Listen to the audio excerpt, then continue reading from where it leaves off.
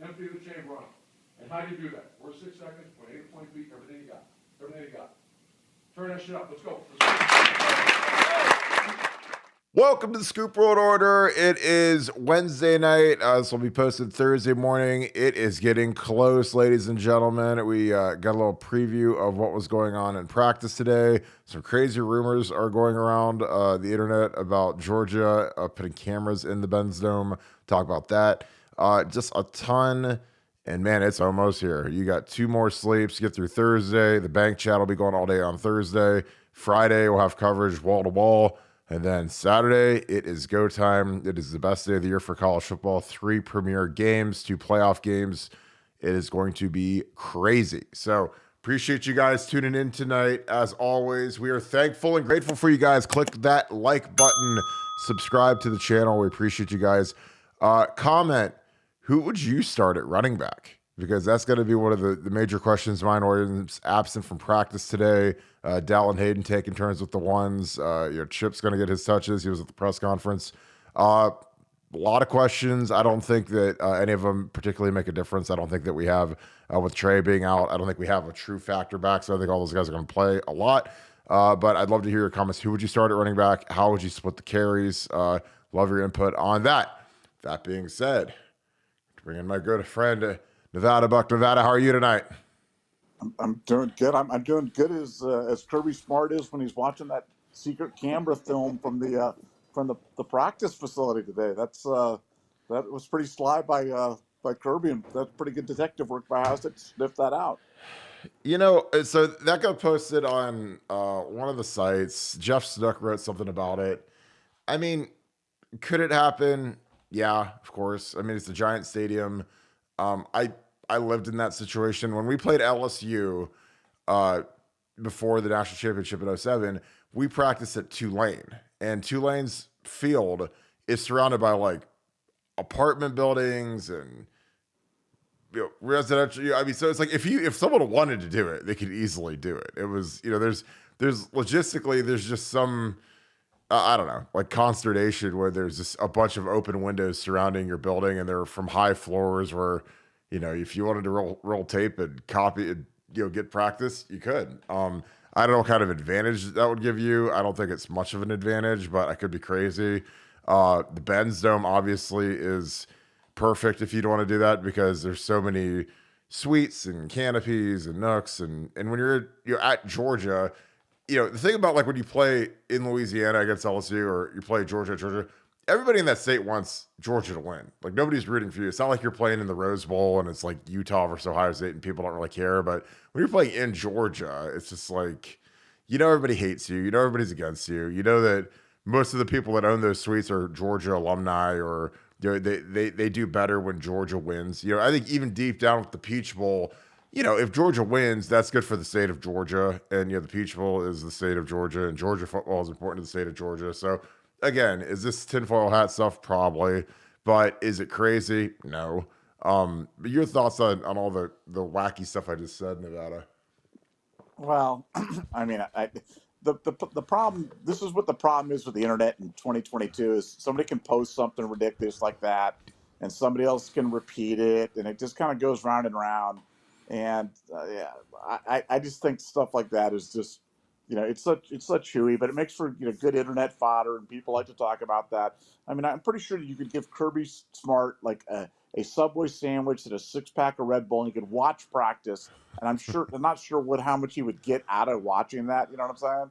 Because at the end of the day, you don't know what they're going to call or when they're going to call it or how they're going to call it or why they're going to call it or what they're going to do. And so I'm not really sure what advantage you would get out of doing that unless it was maybe, if a team was completely scripting plays and you were doing the old Bill Belichick, I'm going to watch the first 15 plays of the greatest show on turf type of thing. But, I like I said, I think it's a bunch of nothing, but, who the heck knows? Yeah, I think that, there's not much to glean. Once you've watched 12, however many films they exchanged the last 2 years of film or whatever. Once you've watched all that, like, I mean, you're not, watching practice. I mean, I don't know. Like, I don't know what you could really glean from it. I mean, I would get if you try to get the signals or whatever, but a lot of times they just call the stuff, they call the plays to the quarterback. Sometimes they'll signal it in, but again, it is what it is at this point. It doesn't really matter. Nevada Mayan was out today. They said sickness, injury. I don't know. Like, how are you feeling heading towards the game? What have you heard? Between Mayan and Chip and Dip, who do you start? How do you think the reps are going to split out? Does it matter if Mayan isn't 100% going into the game? Well, what I've heard is the injury. That he had a great day of practice the day before. Oh God, gotta love that gurgling sound there from Kirk's hydrating right now, man. I'm telling you what, this is It's this my is the best for favorite. you. For you guys out there in internet land, you guys we need a vote, some sort of a vote, like thumbs up or thumbs down on the Kirk drinking during the telecast here. But I Yeah, right in the digress. chat. Oh my gosh, please make him stop. Mayan, no, I think Mayan, I think Mayan's got the flu, and I think that's why he wasn't at the press availabilities. And I think this was sickness related. I think the injury, as far as I know, is was he had his best day of practice the day before. So I think it's going to come down to a game time decision. How sharp does he feel? How's he doing? But as we talked about yesterday, I'm really kind of indifferent. I just want whoever's at 100%, whether it's Dallin or Chip or whomever, just give me the 100% back, because I think that they're pretty much interchangeable. I think once you take Trey Henderson out of the mix, none of these guys are really game breakers, and they're all serviceable and all good enough to get it done. So I'm not that concerned about it. Hopefully mine's better, gives us a third option. But heck, I'd even put Xavier Johnson back there and live with that as well. So I think we've got lots of options and a lot of them good ones. Thank you, Big Bucks fan. Appreciate it. He wrote, "Drink up." Appreciate you, bro. It's 1-0 for the good guys. Oh, God. No, I agree. I think when all the backs are kind of equal and you don't really have without Trey, you don't have that factor back. In 07, if we didn't have Beanie Wells, there's a dramatic drop off from Beanie to Boom Heron. God bless. I love Boom and Brandon Sane and those guys, but they weren't Beanie. And I just think that, you when all the guys are basically kind of the same, they're good plus backs, but they're not elite. They're not Ezekiel Elliott first round type backs. That I think that it's not going to make a big difference. And plus, the way we throw the ball and, we don't throw to our backs ever, and they might get maybe 20 carries in the game. If we have 70 plays, we'll probably call 50 passes, because we call, our bubble, our trademark bubble screens that never work. We love calling those. We love calling throwing to the tight end. So, the running backs, I think in the last 30 years, I don't think we've ever had, a more minimal amount of production from our running backs, but I could be nuts. And Georgia is fantastic at stopping the run. So I think this is going to be an aerial show for us to beat those guys. We're going to have to throw it over their heads. And I think we can. That's the thing that's going to be intriguing is, what we stink at is running the ball.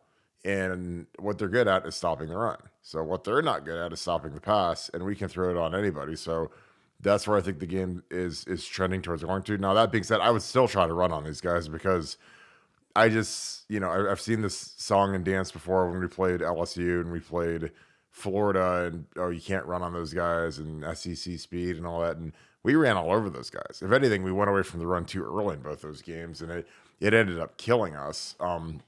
Especially against LSU. Nevada, Matt Jones, you had a nugget. I got to spend 2 weeks. Matt Jones has been running with the ones. That was confirmed today by the Horde that got to go watch practice for 15 minutes, watch the most worthless part of practice, the beginning of practice, where the whole staff knows you're out there. You're going to get to watch a couple individual drills and field goal protection, which is, again, worthless. But Matt's running with the ones. Your thoughts on that and what kind of impact that's going to have in the game versus Jalen Carter?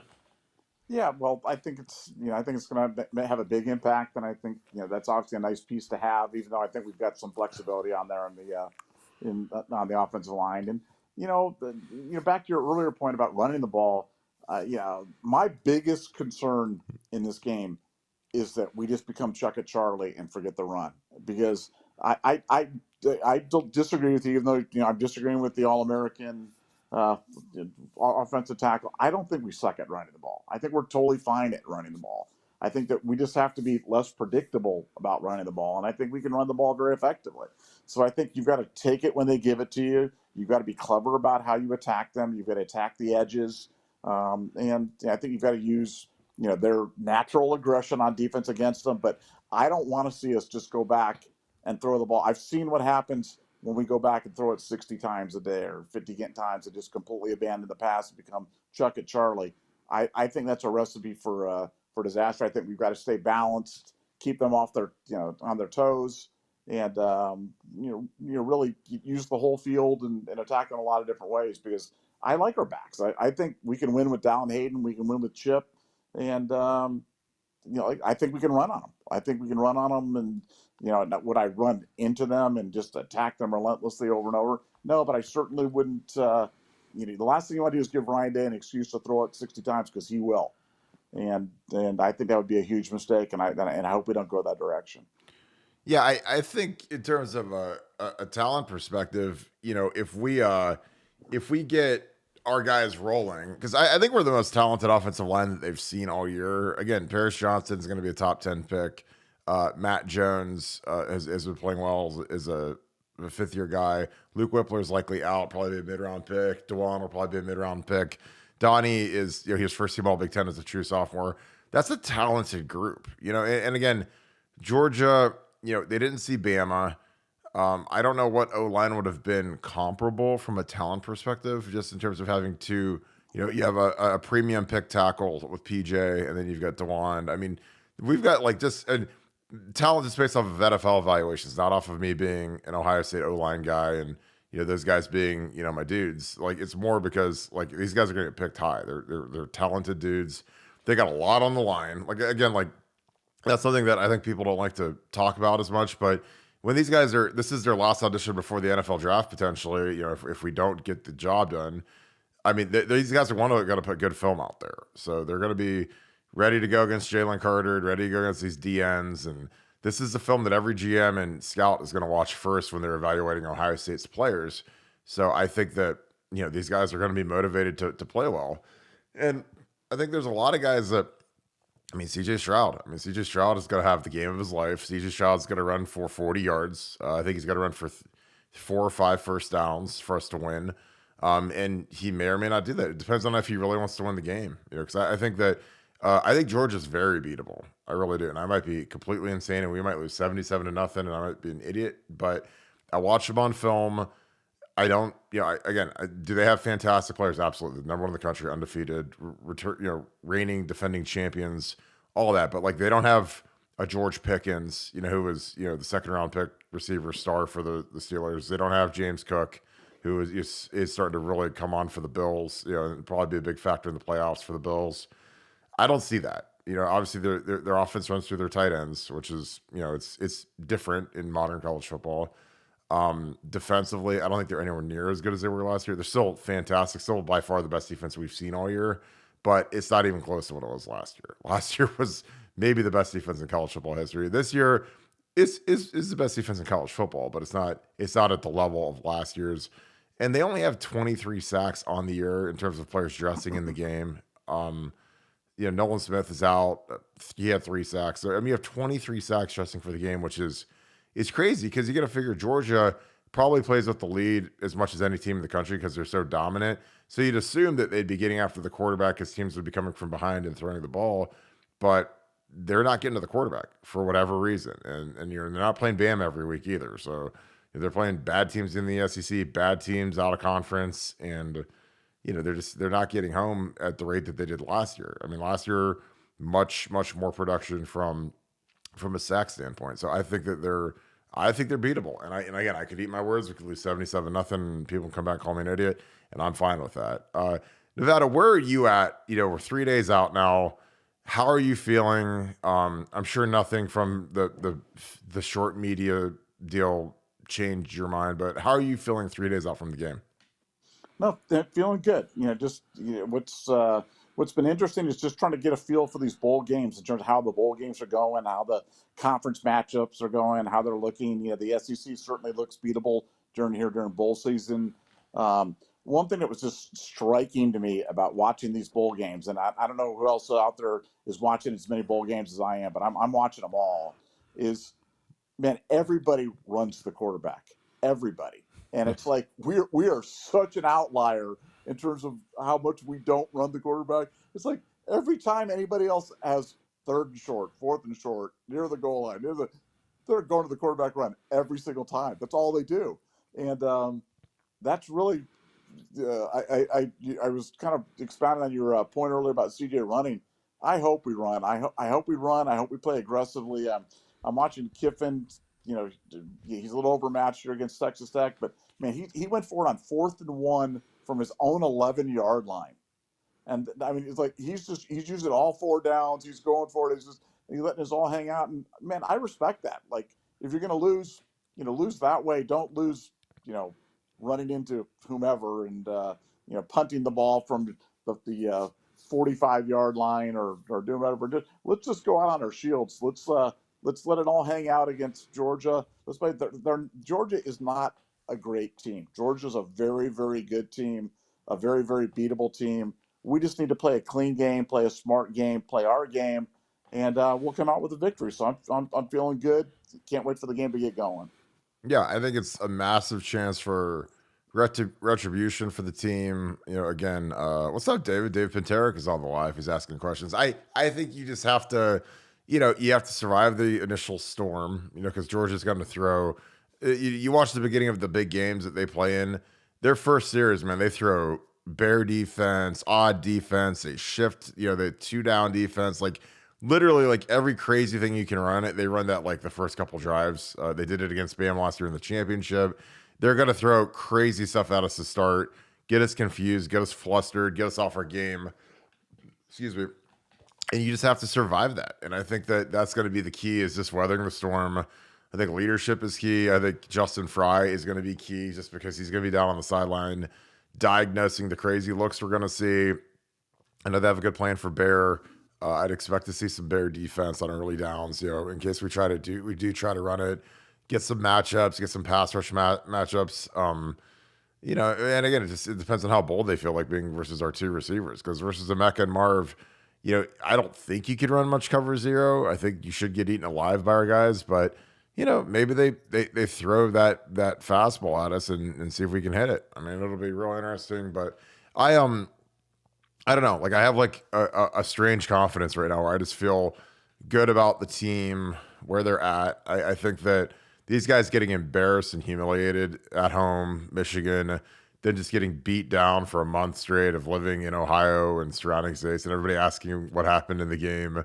It just can't help but make these guys really angry. And I hope they play like an angry team. I hope that they play like a team that, has been counted out, has been kind of crapped on by Buckeye Nation, because, it's not acceptable to lose to Michigan, but there's some people that take it to like a different extreme degree where it is really nasty how they are to these kids. And these kids got a chance to kind of, shove it, for those guys. And I think that's always kind of exciting, because, after a loss, one of the cool things you get to is you get to close ranks. You get to get rid of kind of the phony fake fans and really see who's really with you, who's riding with you. And I think it's going to be, these guys have an opportunity to win national titles still. And people, we've got this fog of depression with some of our fans. They're like, oh, well, they're like Eeyore. Oh, we're going to lose to Georgia. Oh, I don't want to be embarrassed. Oh, I don't want to hear the SEC chant. Oh, and I'm like, guys, like, Georgia's not that good. I mean, they're really good.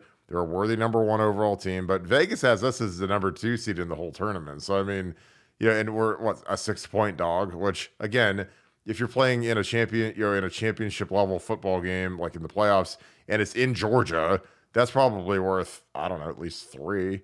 And Georgia's a returning champion, and their quarterback won the thing last year, and Kirby Smart's got a ring, so he's got experience. So, I don't know. Like, I mean, I could see 6 points, but if our guys show up and actually play ball, and they don't play scared, and our quarterback doesn't play like a puss, then we have a great chance of winning. But, he's got to decide that he wants to be the man and not just be this flaccid being that he tends to be. Like, I mean, he's got to go out and be the man versus Georgia, and we'll see if he can do it. Because again, like, he's been the man versus Indiana and Maryland, and Arkansas State, but you got to do it against like a good team, and Utah wasn't a good team. Like, you got to do it against a good team to mean anything at Ohio State, and his legacy is on the line, and he has a chance to win a national title. So, and what they do in the matchup of their pass defense versus our pass offense, he should be salivating to get out there on Saturday night.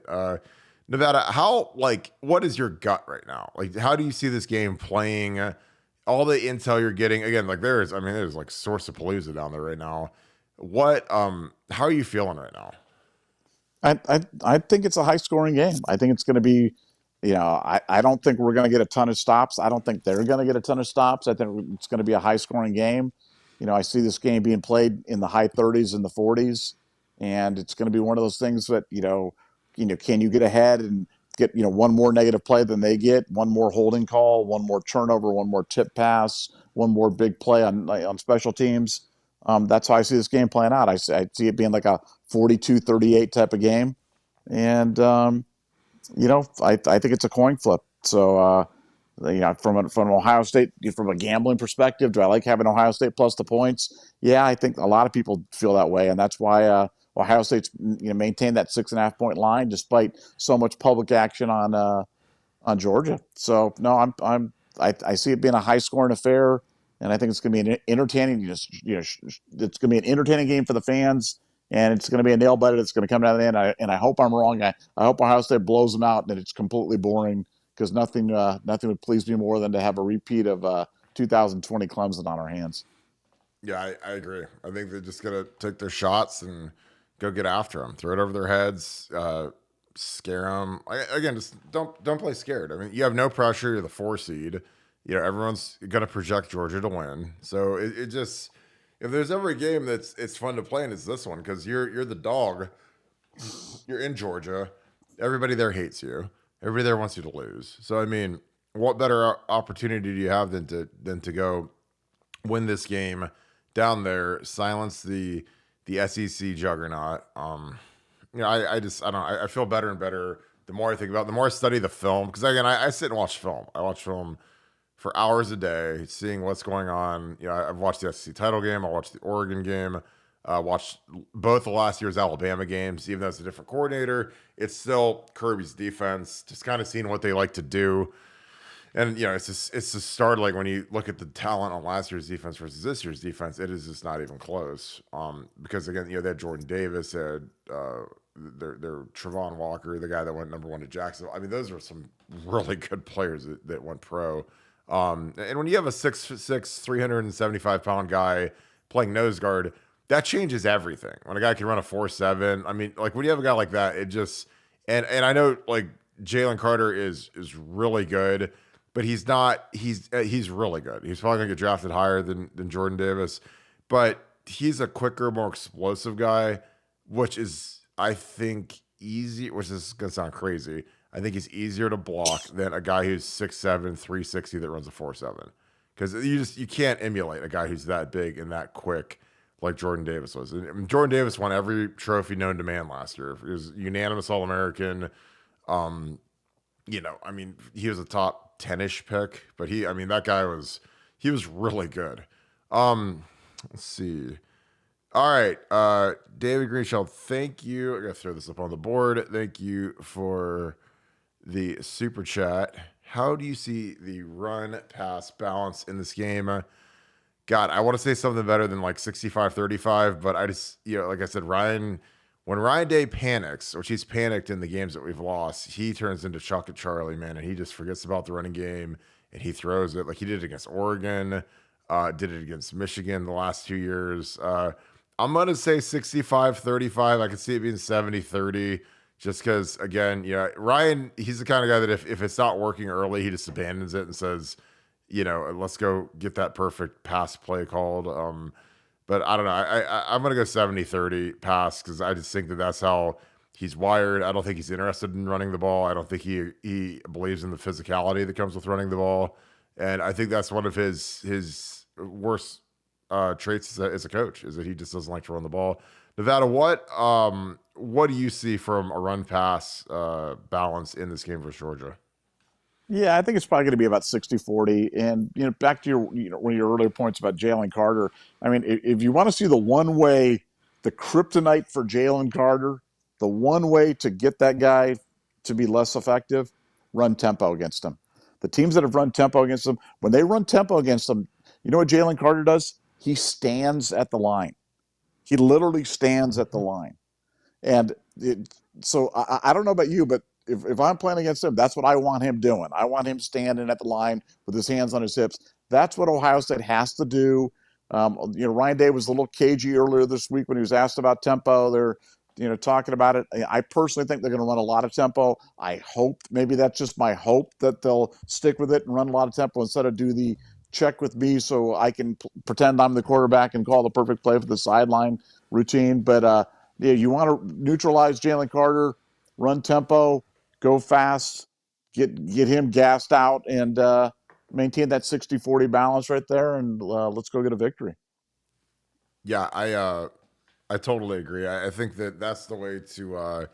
Anytime you're going against good D linemen and a deep defensive line rotation, the way to stop the rotation is just to run tempo, because they literally aren't allowed to rotate. Because if you don't sub and you keep your same personnel on, they can't sub. You're allowed to go as fast as you can, and that's what Nick Saban got angry about, because he runs that deep D line and plays 8 guys, 9 guys, and those guys were literally, they're physically trained to play like 3 plays, and then they jog off and someone else jogs in, and then they get the Gatorade and stand there for a second, and they jog back in. And but when you go tempo, they got to play like 4, 5, 6, 7 straight plays. And man, we did that up at Penn State in 2012 with Tom Herman. Second half, we stunk on offense, and we decided to run tempo, and they had a really, really, really, good defensive tackle, and he was just standing up by the 6th, 7th play, because they're just so gassed. They're not used to it. Again, like when you're a D lineman, and this isn't just a Georgia thing, an Ohio State thing. This is just how football's played. I mean, in the NFL, those guys, Aaron Donald doesn't play every single snap. Those guys rotate in and out. They get a blow. When you're a defensive lineman versus being an offensive lineman, defensive linemen have to pursue the football. So if there's a running play, the D linemen are expected to run to the ball every play. That's how good defense and pursuit is taught. The O lineman, once the play is gone, you're just kind of standing there, and you kind of walk to the next spot and walk to the huddle, whatever. And it was funny, because when I was coming up as a young buck and I played for the Chicago Bears, and even when I played at, in my high school at Perry, I was always taught to run to the ball, even on offense, like run to the ball. And so that was how I was always geared, was to run to the ball. You never know if a ball's going to get punched out. You never know if your guy blows his hamstring or breaks his leg and the ball comes flying out. You could be the guy that gets in, and that never happened. But you see it happen at times where you'll see like the one lineman hustling downfield, dive on a ball that gets punched out on the ground, and say, "Oh, his hustle saved the drive, or saved the game, or saved the season." So, and I just like to run to the ball because you should keep the people off your guy. If Beanie gets tackled and there's 3 guys on the ground, and there's some crazy stuff going on in the pile, like you can peel those guys off of them and pick them up. So I always like to help my skill guys up, and they always liked that because you kept them clean. But when Tom Herman got to Ohio State, he told our guys not to run to the ball, which is the most counterintuitive thing I've ever heard in the history of football. Because when I was with Chicago Bears, like with Harry Heastand, it was like I had to run to the ball every play, and he would kill us if we didn't run to the ball. Now, he didn't do that to the veterans, but when you're a rookie, you got to do whatever he tells you to do. So, but with Tom and the way we ran tempo, he's like, you guys stay, where the ball is, and that's it. You don't run to the ball. You're always getting ready, getting set, get ready to go, so that we can call plays and run plays even faster. And I was like, okay. I mean, I guess, I still didn't really agree with that, because especially in practice, I was trying to keep those guys in shape, those big fat boys. And I'd say, look, go run 10 yards after the ball is gone, just so you can get a little bit more cardio instead of just sitting there like a big turd.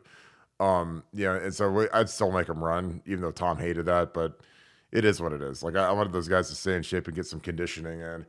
Nevada, what percentage of the game would you, if you're Ryan Day, what percentage of the game would you run tempo? I'd run it every play. I would go tempo and try to run a little. I mean, 80% of the plays, 90% of the plays.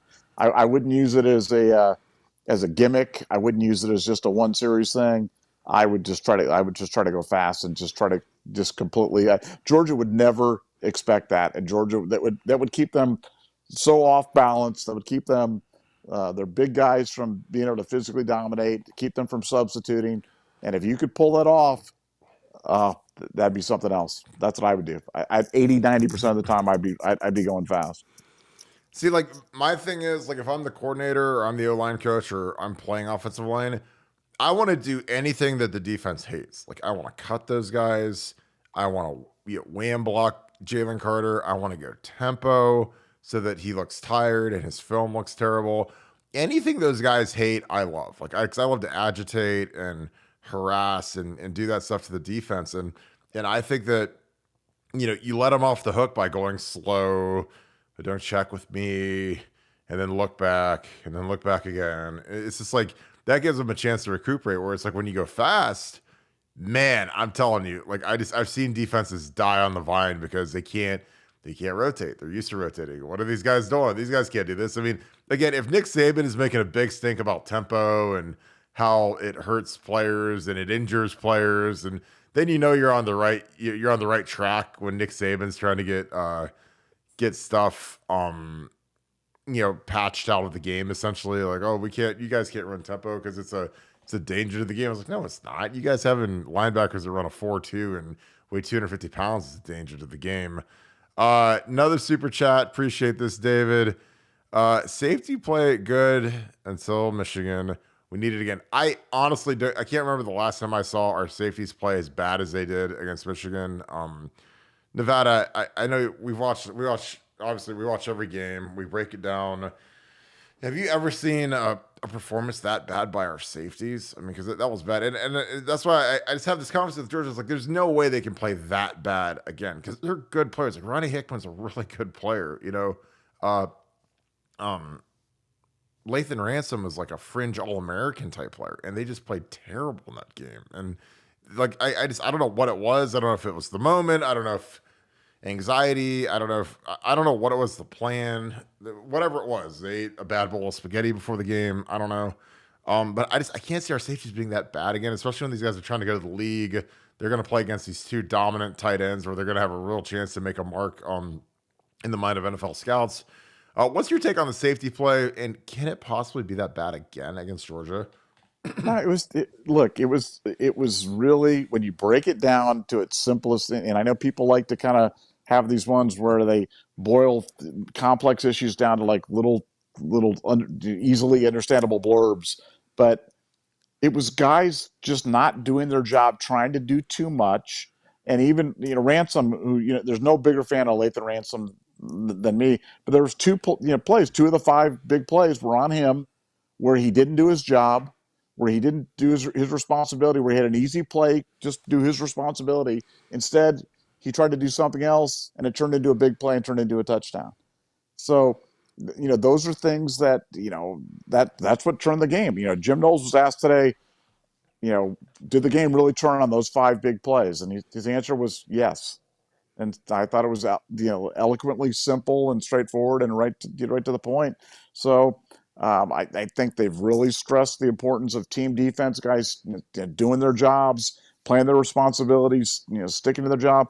I think they're going to come out against Georgia and do a much, much better job of doing that. And if they do that, you're eliminating those big plays. That stuff's not happening. And you've got really good, really smart football players that were just trying to do a little bit too much. Maybe the moment was a little too big for them. Maybe a little bit too much emphasis on winning that game, and maybe playing as an underdog with less pressure, being able to play a little bit more relaxed will allow them to play within themselves and stay within the team concept. So I'm expecting a big effort. So hopefully we get those things cleaned up. Yeah, like Lathan, I mean, one of the plays, I'm going to dig it up and show it real quick, is, we ran, we called a gap exchange where the safety comes off the edge, linebacker scrapes across. And again, this will be much easier. You can actually see the film of it. And he is this close to getting the running back on the ground on the 175-yard run. But the problem is that he stopped for a fraction of a second to check the quarterback pull, which was not his responsibility, because they're running read option. He's checking the quarterback. Again, trying to do too much. His assignment is to take the running back. And I've played it. Like when I was a defensive end in high school, and team would run the veer option, and my job was to tackle the fullback on every single play, whether he has it or not. My job is to tackle the fullback. And so, when you try to get cute, and oh, the fullback doesn't have the ball, and you peel off and you go grab it. I don't know. It's just like those little mistakes, those little, trying to do too much things. Those turn into 75-yard touchdowns, because otherwise we're in pretty good shape. I mean, if he just goes gung ho, and again, I'm going to pull this up.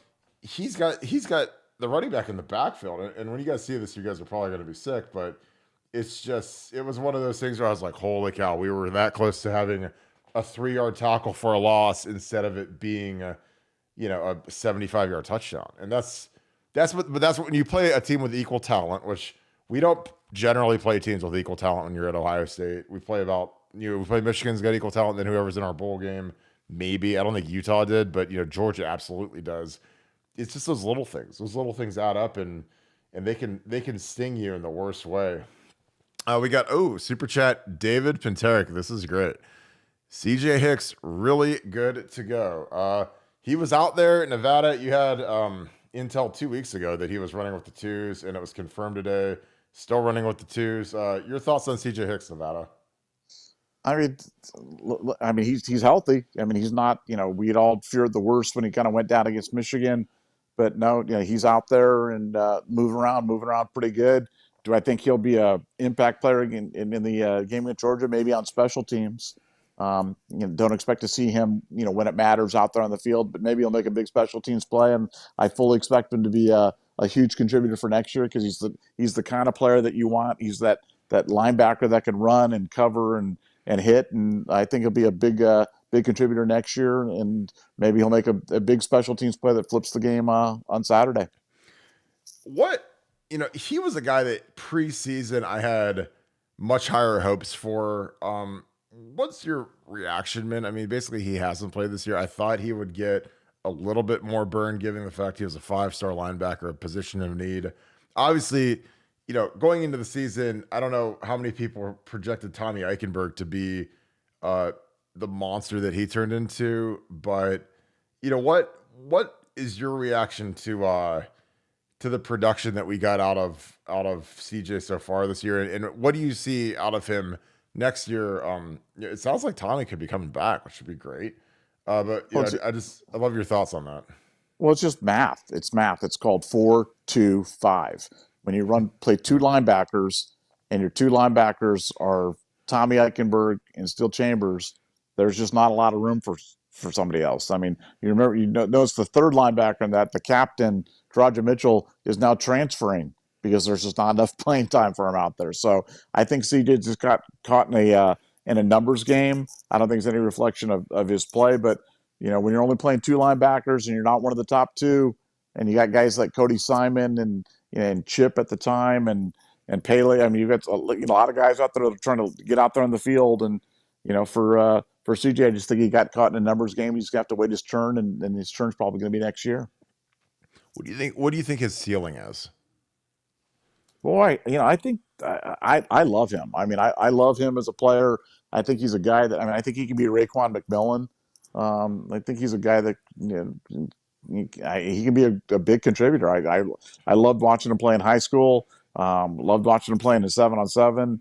He's one of those great 7-on-7 guys, because he's big enough to stop the run, but he can cover all those guys in 7-on-7 out there when it's just pitch and catch out there in the field as well. So it just speaks to his versatility, to his speed, and to his kind of his positioning as being one of those modern 2022 linebackers. So no, I think he's a future NFL guy. Guy's going to play on Sundays, and we're lucky to have him.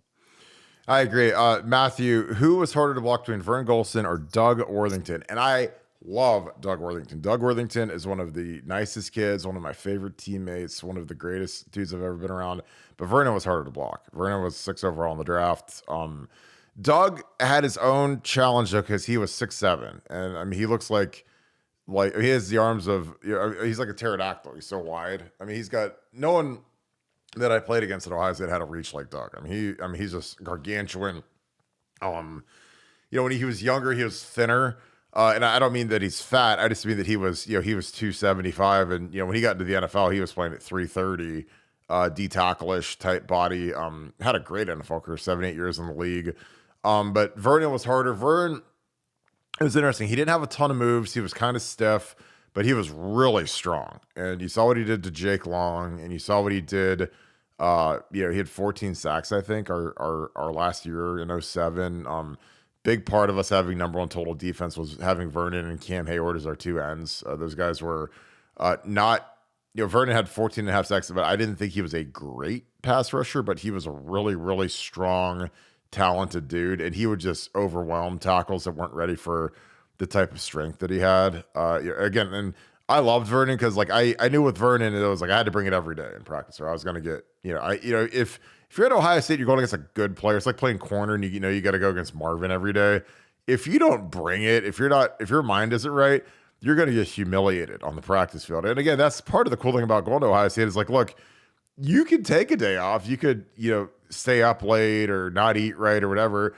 But man, you're going to get crucified in practice. So, I mean, I was always on point at practice because, the practices, again, I hate a cliche and I think it's stupid when people say that you want to make practice harder than the game. But when you're going against Vernon Golston, who's, unanimous All-American the year that we came out, I mean, the game, I mean, he was the deal. He was the best guy I went against all year. And it really helped me become a better player. And obviously, we see what Cam Hayward's probably going to be in the NFL Hall of Fame or close to it. I mean, he's still ultra productive, even given being, 30, 35-ish years old, 34-ish years old. He's still having Pro Bowl level success in the NFL. Captain of the Steelers. I mean, what more needs to be said? I mean, he's a guy they might even put his number up in the rafters there because he's been so good, so productive. He's such a great person. Walter Payton Man of the Year type guy, great family. Cam is a guy that I was really close with. When he was a freshman, I was a senior. I used to give him a ride home from practice every day because he didn't have a car. I had my Honda Accord, my little dinky Accord, and Cam Hayward and myself, two big dudes rolling in the Accord back to the dorms. And I just love the kid to death. One of my favorite players I've ever been around. And that's the funny thing is you guys want to kill each other every day in practice, and then all of a sudden after practice, give them right home and your boys. But again, that's kind of that edginess that you need. And then when you're done, when it's over for the day, it's done. But God, what a career he's had. Nevada, real quick, I'm going to no. Go ahead. Hold on here. We got a super chat here that says, what was Vernon Golston pharmaceutically enhanced, and if so, what was his regimen? So, what's the answer to that, Mr. Barton? I don't know. I don't think so. I mean, Vernon, Vernon, just chicken breast and good eating Jamba Juice, maybe, or something. No, like I just think some guys just have genetics. I think genetically, now could guys be taking juice? Maybe. I don't know. I mean, Vernon didn't strike me as the guy that was on juice, but I mean, anything's possible. Again, he's, he worked hard, but I mean, he wasn't like some guy that was the gym rat. People thought I was on juice, and I was like, I mean, I took creatine, but I don't know where to buy that stuff. I don't want to buy that stuff. I don't, again, when they say that it makes your testes small, I'm like, I don't want to do that. Screw that. I can just go work out a little bit harder and be just as ripped as the guys that are on juice, and now stronger than most of the guys that were on juice. Because again, to get strong, it's not really that hard. I mean, there's only a certain level of strength you need to play in the NFL. You don't, if you bench 600 pounds or 400 pounds, once you hit a certain level, it's all kind of the same. It's not like you're going to be that much better if you're a 600-pound bencher than a 400-pound bencher when you're playing offensive line. Now, if you're in a powerlifting contest, or if you're in Mr. Olympia, or if you're in the Russian Olympic team, that might be different. But I don't know. I mean, that's something that we talk about with the steroid thing, and people think everybody juices. I don't know. I know that some guys juiced, but I don't know who. I know one guy that got popped for it, but again, it's just, he was the guy that it was just obvious. But I don't know.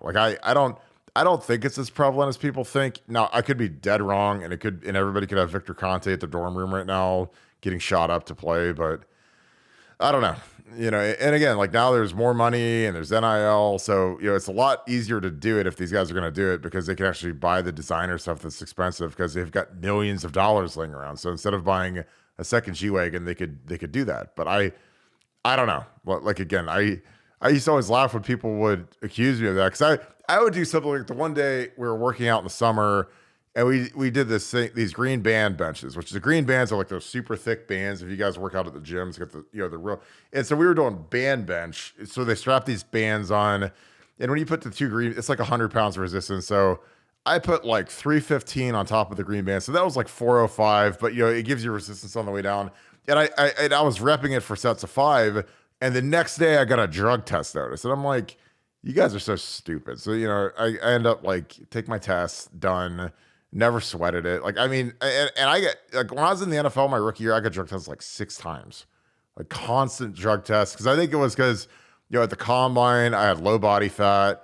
I did really well on the bench, and they're like, this guy's got to be on gear. And I was like, I never even thought to take it, because again, I was already strong enough. Like my issue was never strength. It was always just, flexibility and not getting hurt. Cause I had significant injuries in college, significant injuries in the NFL. So, I don't know. Like for me, it didn't make sense, but for some guys like, like LeBron and some of these guys that you're rumored to be on HGH, he's 38 years old. He's still playing high level ball after playing basketball in the NBA for 20 years. Like, nothing at this point in my life, nothing would surprise me. All right. Let me, well, I love, no, but Kirk, I do love your idea though. That's a great marketing thing. Instead of donate money so we can get this guy another Bentley, better designer drug regimen, that I think that's got some appeal. I think you might have hit on something there. Well, I mean, I had lunch with a guy, who was in a branch of the military, highly specialized forces. And I was like, how prevalent is that? And he's like, oh, we all do it. And I was like, I mean, because he described his regimen and how many miles they did, and lugging 100-pound knapsacks and 70-mile run, and I'm like, God, I'd do anything I could to recover from that, because I mean, that's they just do stuff that's so insane when you say it out loud that you can't believe humans can do it, but they do it. This is their natural training. Those guys, they put their body through the paces, and again, like, when it's an endurance sport, and you can recover faster, then that's the name of the game. And, they don't, again, like when you're a soldier and you got to go fight and you got to keep your body fresh so that you can stay alert and stuff, like, hey, I don't judge. I don't care.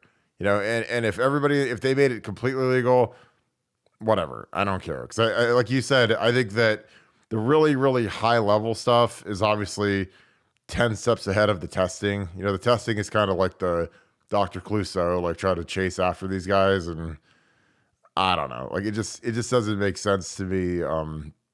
But hey, like I don't think Vernon juiced, and I could be dead wrong. You could be like, Kirk, you're an idiot, no clue.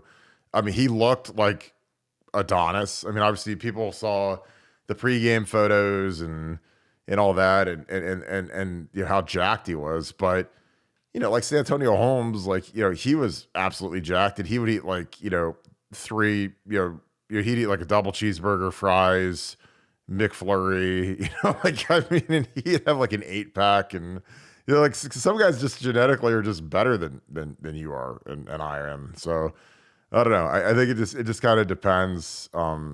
But again, that's a fascinating subject, and this could go on for about 20 hours. And if you guys are bored and want to watch one of the greatest documentaries ever made, watch Icarus on Netflix, where it talks about the Russian doping scandal in the Olympics. And, again, that's why I like, anything's possible with this stuff. But I don't know. Like for Vernon, though, I would say no, just because he didn't strike me as that kind of guy. I mean, he was the guy that was one of probably the most quiet teammate I ever played with. So he wasn't like some roid rage freak out, because a lot of times, those guys take that stuff. They've got acne and they've got, all these mood balances, and I never saw that out of Vern. I mean, Vern was like a church mouse, basically. Great player, but quiet. Any other stuff, since we did not have a super chat on that? No, just yeah. So Bobby Bonds or Barry Bonds. Now I'm getting off track. Let's go on. Let's go on with any other questions we have. What about Barry Bonds? You don't think he used either, do you? Well, I mean, his head was like 10 times bigger, and he weighed like 350 pounds. I mean, it's just like, I mean, there's some guys it's just so obvious, but I mean, do you think? I mean, you think Tiger's on juice? You've always said that. You know, Allegedly. well, I mean, you know, allegedly, but it's like some guys. It just when there's all the smell tests, it's kind of like Lance Armstrong. You know, past 8 million tests, but then it turns out he was juicing the whole time. You know, like Liver King, your boy, the Liver King, who's the big TikTok guy who's got like an 8-pack abs, and he claims he eats like bull testicles, and that's why he's big and strong. And it's like, I don't know. Like, I think if it smells too much like it, it's probably happening. But again, I could just be completely stupid and naive with Vernon, but I never thought it. I mean, again, you know, the guys at Juice, you know, you can always kind of see it. You can see how they act. You know, they're kind of all over the place. Because like the mood swings is always a big dead giveaway to me. You know, the ups and downs, the depression, all that. It's like, you know, how many of these bodybuilders end up killing themselves because they're depressed, you know, because they don't think they look good enough, or because they're, you know, that stuff really messes with your mind. And I don't know. Vernon was always a pretty steady dude.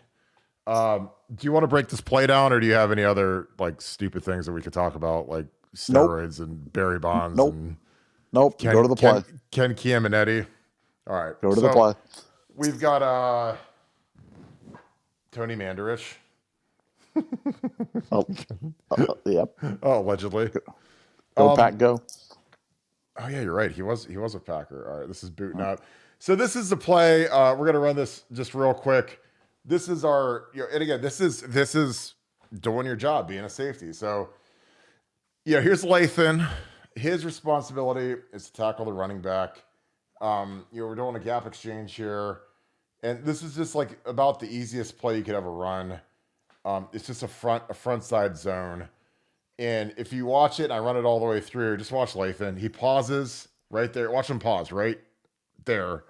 And he looks back at the quarterback. This is not his job. He stops here, kind of dead legs, look like a Euro step. And if he just keeps running, that is a loss of 2. But he doesn't, and he stops, tries to do too much, and the result. So again, you know, it's just the little stuff like that where, you know, and then you watch, you know, our G, Tehran right here, get crushed, get put up on one leg by the guard. And their guard's a good player, but, you know, this is almost ridiculous. Like that's something that happens in Pee Wee football when you get that kind of surface and jack a guy. And they, you know, they end up blocking it, and Tommy doesn't fit the right gap. So, you know, you have 3 guys don't do their job on a play. But you know, the guy, I mean, Lathan's got this thing's dead to rights. If he just runs, he's tackling him in the backfield, at least getting a hold of an ankle, letting the guys rally to the ball. But, you know, again, he's trying to do too much. Because again, who's the quarterback player? Ronnie Hickman. He's got him dead to rights. Great. This is a great call by Jim Knowles. This is a perfect defense. But when guys don't do their jobs, you know, and I'll just let it run the whole way. But when guys don't do their jobs, this is the result. So Jim Knowles sitting up in there, he's like, you know, he's looking at the formation, the handoff. He's like, oh, we got it covered. It's a wrap. It's done. And, you know, when you don't do your job, and again, like I'm not trying to be Bill Belichick and repeat the same dumb phrase over and over again, but like that's how close it is in football. And, you know, that's why, you know, against Georgia, if these guys just do what they're supposed to do, believe in the plan and trust. And again, the biggest thing is trusting that your teammate is going to do their job. Because right there, Lathan tried to do too much. I mean, he should have had a tackle for a loss. That should have been 2-yard gain. We're still in the game. And instead it goes for 75. You know, Tehran doesn't hold his gap, gets launched into orbit. You know, Tommy picks the wrong gap. You know, Tommy didn't fit 2 of these runs, and it cost us 75 yards. Now, again, do we have to be ultra aggressive where if one guy's not in the gap, it's a 75-yard touchdown? I don't know. That's Jim Knowles' choice. But, I mean, that call he had was perfect. You know, we just didn't execute it. So, Nevada, your thoughts on that? Again, like I said, you know, the safety play was as disappointing as I've ever seen. It was just so bad. But but that's where you have dumb people going, oh, Jim Knowles was too aggressive on that play, and it's like the play call was perfect. The play call was perfect. All he's got to do is do his job. Hickman's got the quarterback coming out, and if he wants to come out the backside, Lathan drives right across and hits the running back. And the play's a 2-yard loss, and we go back and we line up for whatever the next play is. But instead, like you said, he dead legs it. He goes there, the guy squirts through 75 yards, and all of a sudden, Knowles is an idiot. Knowles is a Big 12 defensive coordinator. Knowles can't get it done at Ohio State. And it's like, boy, I have a lot of empathy for guys when you dial it up perfectly, and then guys just inexplicably have a brain cramp and something goes wrong, and now all of a sudden your sister's getting death threats on DMs, on Twitter, and it's like, I mean, come on. So no, I don't think that's going to happen again. I think stuff like that was a byproduct of just a crazy game and crazy second half really against Michigan. And I don't think it's going to happen again. And I think we're going to have a much better result as a result. I mean, honestly, if I was Ryan Day, I would probably just stay on the field and scrimmage for halftime. I would just, all right, we're just going to go good on good and run 10 plays against each other, and then Georgia can come back out of the locker room. Because, we were in great shape. We went into that locker room, and I don't know what happened. I don't know if these guys listened to the wrong song, took a nap. But, we got outscored like 28-3 in the second half. And, I mean, we biffed that fit on that run. We biffed the fit, or we biffed the fake punt. And again, and I think that a guy that, who I love to death, who wants, redemption more than anybody in the world, is Tommy Eichenberg. Because Tommy, on 2 of these long runs, Tommy didn't get to his gap. And Tommy has played at just an outstanding level all year. Very angry guy, very prideful guy, cold-blooded killer type guy. And, we're gonna go back in the film room, break down. This was the second to last long run. The one you're watching before is the last one. So here we're running our jack defense, which I don't love. I get why you do it. So you got Sawyer here as the stand-up, as the jack. You got your 2 ends here. And again, this is just an inside give. This isn't a crazy, I mean, that's literally the first play you put in football. And obviously, when we've got guys, not making, Lathan's got to be the eraser there and make that tackle. But, this is just a dive. I mean, this is the first play you put in on the first day of practice. So, you got your all-world center. We stunt out of it, which again, this is just kind of bad luck. And you're running, I don't know if this is a cross dog. I don't think it is, because I think if it was a true cross dog, he'd be hitting it a lot harder than it does. But I mean, we've got, this gap is good. This gap is good. Tommy doesn't get to his gap, so, I mean, you've got the C, you've got the B, but the A gap is bad. So, and that's all it takes, and again, is this a hold? This might be a hold. Is that ever going to get called? Probably not. Jack is working, the backside A, he's working the B, he's working front side A.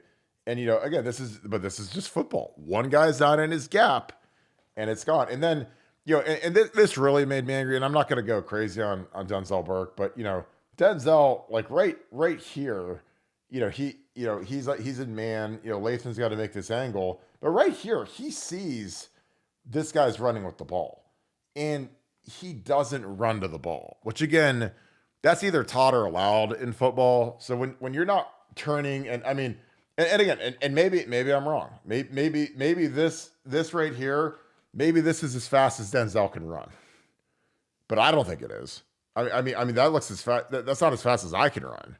But is that all out? Like again, like you look at Lathan, he's turning, trying to make the play, doesn't make the play because he has to make this play. He has to get him on the ground, poor angle. But by the time he realizes Lathan misses the tackle, Denzel's already been jogging for 10 steps. So it's a wrap. It's over. And that kid's really fast. So, I mean, you can't, but again, like that's just part of it. Denzel decides not to run to the ball.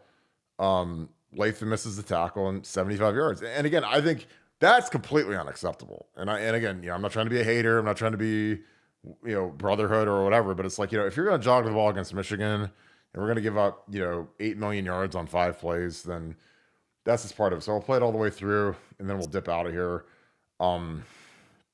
But yeah, it's just I think you can cut it off before he scores. I don't want to see him score. Yeah, but there you go.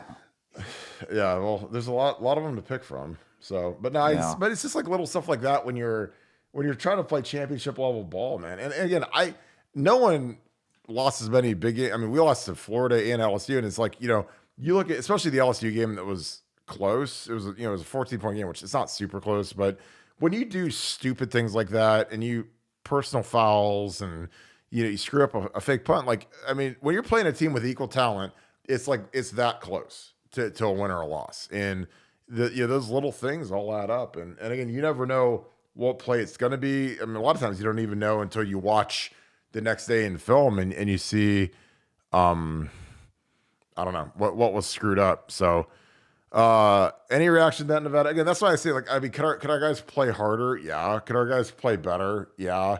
I haven't seen a game where they've played that bad in a long time. And I'm like, man, these guys were due. Like Tommy Eichenberg, not getting to those two gaps. And I love Tommy. Tommy's one of my favorite players. One of the guys that I'm proudest of after, getting kind of panned all last year. And then he comes back as an All-American type year this year.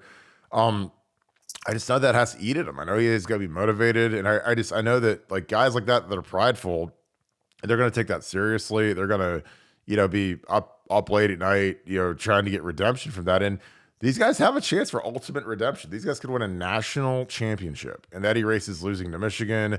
Like, a national title trumps everything. Like, if you lose to Michigan and win a national title, no one's going to care that we lost to Michigan because you get the big ring. So, but your reaction to that, Nevada, and we will wrap this thing up. We've been going for a solid hour, so we appreciate you guys that tuned in tonight.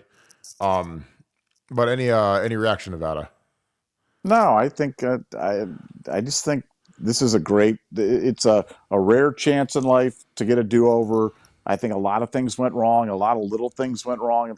Things that you can clean up. Things that you can clean up in 30 days, where you go back to the fundamentals, go back to the emphasis on team ball, and fulfilling your gap responsibilities and not trying to do more than that. And I think you come out and you play fundamentally sound against Georgia, and we can play with anybody because the talent level's not different. The coaching level's not different. And I like the underdog role for Ohio State, and I like the lack of pressure on Ohio State. So all those things considered, I think it's a great spot for the Buckeyes, a great opportunity for us to see a great game, and I can't wait for Saturday.